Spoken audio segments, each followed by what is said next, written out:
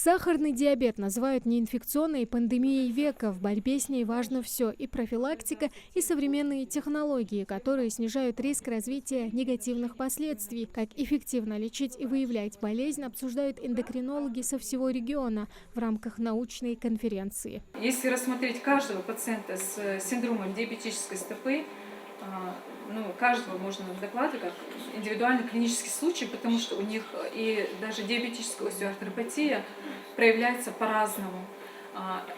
Это связано, наверное, и с состоянием макроорганизма, и местным иммунитетом, и степенью поражения сосудов и так далее. По прогнозам эксперта ВОЗ, к 2050 году число больных сахарным диабетом в мире достигнет 1,5 миллиарда человек. В 2021 пациентов с таким диагнозом было чуть больше 500 миллионов. В России каждый 20-й болеет диабетом и не знает об этом, а в Республиканском эндокринологическом диспансере на учете стоит более 9 тысяч человек. У нас сахарный диабет, как правило, он бывает нескольких типов. Это в основном сахарный диабет первого типа, который протекает в основном у детей и подростков, и сахарный диабет второго типа, он протекает более в пожилом возрасте. В основном, если это у детей, это наследственность, это перенесенные какие-то вирусные инфекции, это может быть курь, краснуха, ветрянка.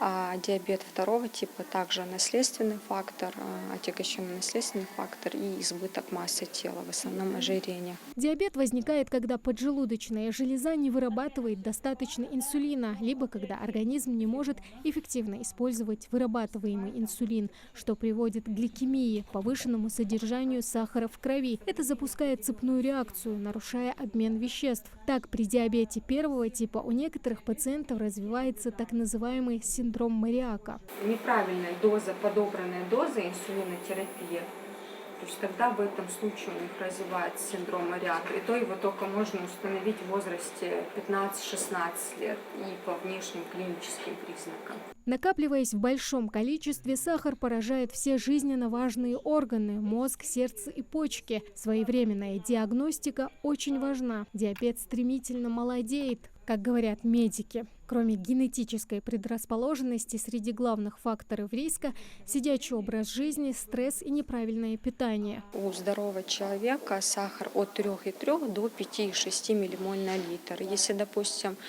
все-таки есть подозрение, утром дощековый сахар будет больше 6, то есть он может быть 7-8. Через 2 часа после еды сахар будет больше 10, то есть 11-15. Это уже является для постановки диагноза сахарный диабет. В Ингушетии неделя борьбы с диабетом проходит с 11 по 18 ноября. В Республиканском эндокринологическом центре каждый желающий сможет сдать кровь и проверить уровень сахара в крови совершенно бесплатно. Тамара Хшагульгова, Акрамат Дасхоев, Абдулла Тангиев, Магас 24.